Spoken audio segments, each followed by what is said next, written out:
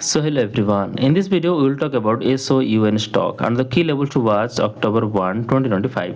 In previous trading session the stock formed a bearish candle, so the first key support level is $13.82. If the price goes below $13.82 it could test, the key support level is $15.51. If the price goes below $15.51 it could test $13.82.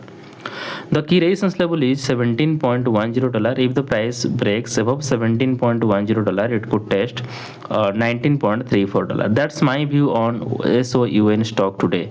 If you found this helpful, please subscribe for more updates. This video is for education only, not financial advice. Always do your own research before investing. Thanks for watching.